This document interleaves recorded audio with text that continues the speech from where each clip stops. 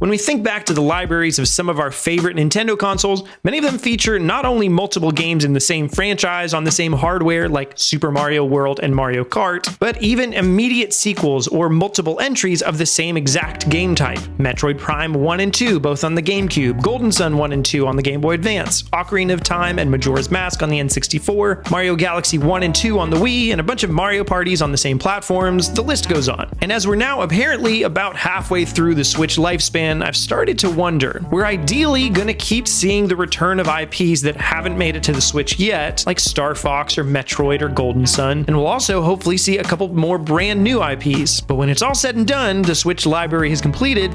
Which games and franchises do I think we're likely to see multiple entries and direct sequels in? Let's talk about it.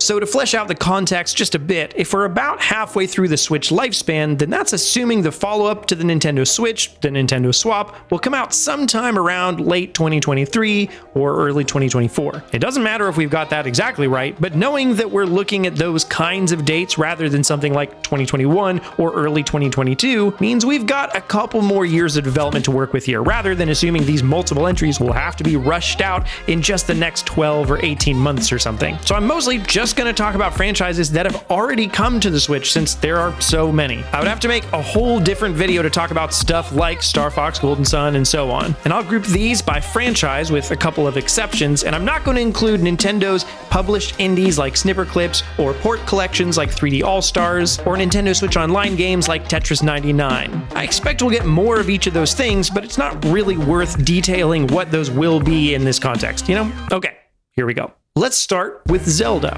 So far on the Switch, we've got Breath of the Wild that came in 2017, Hyrule Warriors Special Edition in 2018, Cadence of Hyrule and Link's Awakening Remake in 2019, and Hyrule Warriors Age of Calamity in 2020. One thing we know about Nintendo is that they've basically said they want Zelda to be an annualized franchise, which has absolutely been the case on the Switch so far, with at least one Zelda game every year, and I think we can expect that to remain the case. The benefit here is that although it's one IP, there's still a decent amount of variety to what can be done with that property. And as for sequel fodder, we're starting out really easy. Breath of the Wild?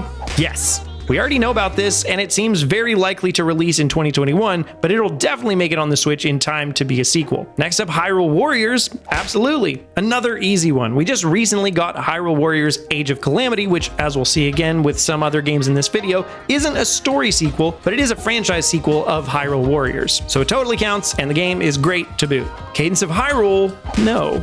It got a bunch of DLC and was probably a good learning lesson for Nintendo on something that works, but I think will translate to other properties rather than a second entry. Link's Awakening? Yes. Again, not directly, but as far as 2D Zelda goes, historically, most platforms with one have had two, and I expect the same here. Maybe the Oracle's remakes or a brand new 2D Zelda. And Hyrule Warriors Age of Calamity?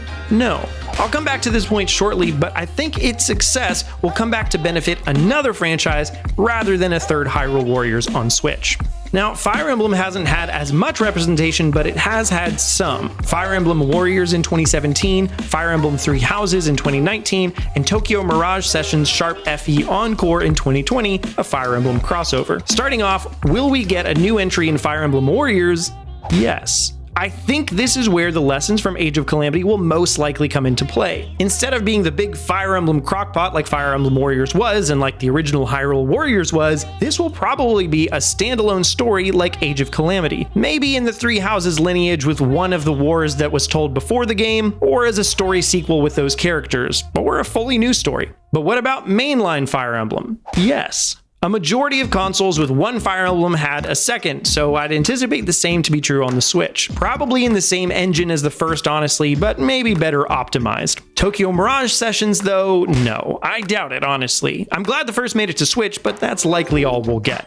Luigi's Mansion 3 came out in 2019 and was a fantastic game. It's developed by Next Level Games, who work on several Nintendo IPs, and I think that's the nail in the coffin for a Luigi's Mansion 4 on the Switch. The series is certainly not done overall, but outside of the possible port of 1 or Dark Moon, it's Switch complete. Pikmin 3 Deluxe released in 2020, and for me, that makes it all the more likely that Pikmin 4 is either back in the works or always has been. And yeah, I expect that we see it on the Switch while overall, the hype is still kind of high for this stellar game, or as much as it can be, I guess. Although we've gotten a couple of Kirby spin-offs on the Switch, the only mainline game we've gotten was Kirby Star Allies in 2018. But since then, HAL Laboratories has made plenty of comments and hires suggesting that, yeah, there will be absolutely another mainline Kirby game on Switch. I kind of even think 2021, and likely with a much further departure from the current formula.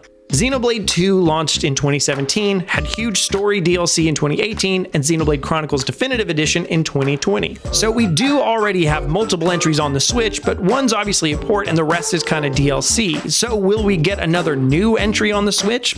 I think so. My guess is actually a Xenoblade Chronicles X2 rather than Xenoblade 3. Monolith Soft also teased a whole new project that I'm anxiously waiting for, but until then, there's plenty of Xenoblade to go around. Okay, so Pokemon is kind of a given because, you know, duh. There's always a new Pokemon game. So far, we got Pokemon Let's Go Pikachu and Eevee in 2018, Pokemon Sword and Shield in 2019, and Pokemon Mystery Dungeon in 2020. Conventional wisdom is that we're absolutely going to get at least a Gen 9 on the Switch, but also pretty agreed on a remake of Gen 4 and Let's Go Johto. But the real question is, do we get a second Mystery Dungeon game on the Switch? And I'm torn, but I'm going to land on no. Some consoles have had 2 Mystery Dungeons, but my gut tells me it's not going to happen on the Switch for some reason. Now you know I had to talk about Smash Bros. And or Pokemon in this video. And at the risk of breaking the fourth wall, I decided to keep it at just Smash because I started scripting my part of this video with Smash and my thoughts were already obnoxiously long given the overall length of the video. So suffice it to say, I agree with Parker's thoughts on Pokemon here, and we'll leave it at that for now. Animal Crossing New Horizons launched in 2020, as we all know very well, and is our first example on this list of what's likely to become something of a games as a service, in my opinion. This means to me that no, we're not going to see another mainline Animal Crossing game on the Switch, but maybe some paid DLC for big expansions down the road in addition to the continuous free updates. Yoshi's Crafted World launched in early 2019 and was fairly middling as far as Yoshi games go to many fans. If you're like me, you may have assumed this franchise has a history of doubling up on consoles, but it actually kind of doesn't. Outside of some spin-off games, Yoshi titles were surprisingly spread out. And unfortunately, other than an unlikely Woolly World port, I expect the same to be true here. Donkey Kong is one of Nintendo's most iconic franchises, but its most recent game was a 2018 port of Tropical Freeze, which was a 2014 Wii U game. Again, I'm not sure if a port and a new game is truly considered multiple entries, but I am fully convinced that we will see at least one new Donkey Kong game on Switch. Whether that's a third in the Retro 2D Returns trilogy, or ideally, a brand new 3D Donkey Kong game. Alright, frankly, we're about to get into some of the more controversial ones, and I can't wait. These should be fun, but first let's get some last miscellaneous ones out of the way. 1-2 Switch came out in 2017, Sushi Striker in 2018, Astral Chain and Ring Fit Adventure in 2019, and Clubhouse Games and Mario Kart Live Home Circuit in 2020. So here's the lightning round answers for whether these will get multiple Switch entries. 1-2 Switch, probably not, unless it's for a super different Switch Pro as a launch pack-in exclusive, but I really doubt that. Sushi Striker, absolutely not. They had a niche audience for sure, but I think it was a one-off in the end. Astral Chain, 100%. It sold beyond Platinum's expectations, and I think they're absolutely going to make a sequel. Hopefully just sooner than later. Ring Fit Adventure, no. It's selling great. It'll likely keep getting DLC, but not a whole new round of game plus add-on. I think that would be more than they'd want to ask from fans. Clubhouse Games, again, no. That's a once a platform at most game, but I'm super glad to have it. And Mario Kart Live Home Circuit, kinda. Maybe some more carts for this game in specific, but as a sequel, I could see similar technology being used for a whole new game in a different franchise, so kind of a sequel in technology, but not in name. AJ and I speculated ideas for this on our podcast, but something like an AR Link's Crossroad training, for example. And the last two categories are multiplayer franchises and Mario, so let's start with Mario. Mario, as Nintendo's front and center IP, has had a ton of games on the Switch already, and I'm going to include some spin-offs here. Mario Kart 8 Deluxe, Mario plus Rabbids, and Mario Odyssey in 2017, Mario Tennis Aces, Captain Toad Treasure Tracker, and Super Mario Party in 2018, New Super Mario Bros. U Deluxe and Mario Maker 2 in 2019, and Paper Mario Origami King in 2020, as well as some other games we're not covering right now. Jumping right in is Mario Kart 8 Deluxe. but I'm gonna save that in the context of the multiplayer game, so hold on to your hats. So next, will Mario plus Rabbids get a sequel? Yeah, I think so. And I'm surprised it hasn't yet. The first was the best-selling third-party game for a long time, and actually still might be, I'm not sure. But it definitely warranted a sequel in terms of sales, so let's see it. Mario Odyssey? Yes. I've said for years now that I expect a direct sequel like Mario Galaxy 2 was. I'm pretty sure they started working on DLC and then decided to scrap it to make a whole new game. It's just surprising to me that it's not been announced yet, but a Mario Odyssey 2 seems very likely. Mario Tennis? No. I definitely think more Mario sports games will come, most likely Mario Golf next, but not a second Mario Tennis. Captain Toad? No. We got some new DLC, which was cool, but I don't expect a full new game. Super Mario Party? Absolutely. We didn't get any DLC for this game that felt pretty empty at launch in terms of boards and so on. I think it's definitely as a result of keeping it slim to make a second one in just a few years, which is quite a shame, to be honest. What about new Super Mario Bros? That's a great question. I'm not sure of the fate of 2D Mario, honestly, especially with our next one, Mario Maker 2. I think we'll get a Mario Maker 3, but not on the Switch. But for a new 2D Mario, I think they'd have to do something pretty different, and I'm just not sure that they want to do that right now. So I'm gonna go out on a limb and say no. And Paper Mario, no. Origami King is a great game, although not everyone agrees on that, but it's definitely the only Paper Mario we're gonna get on the Switch.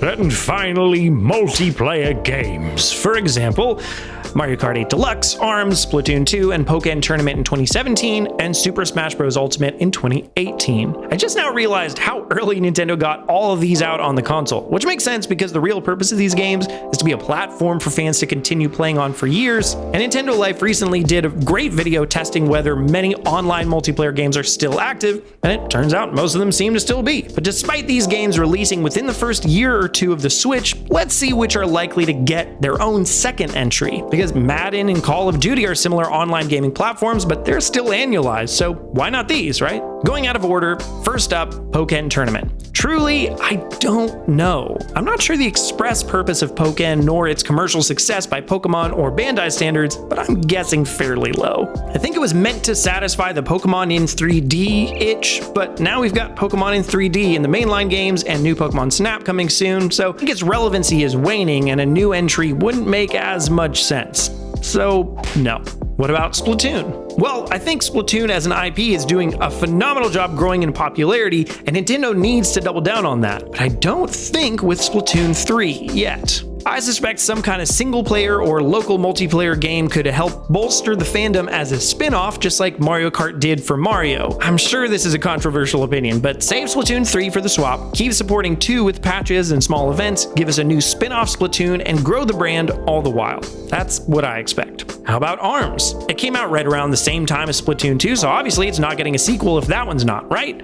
No way, man. ARMS 2, also known as Legs, feels like a given. The brand came out swinging, but as a first entry was burdened by being a bit feature light in my opinion. So now ARMS 2 can pick up where the first left off, add more characters, more stages, more modes, but most importantly, in my opinion, some solid single player options for those of us who want to get in on it but don't play much true multiplayer. Alright, 2 more left, and they're big ones. Super Smash Bros. And Mario Kart. Super Smash Bros. Is easy.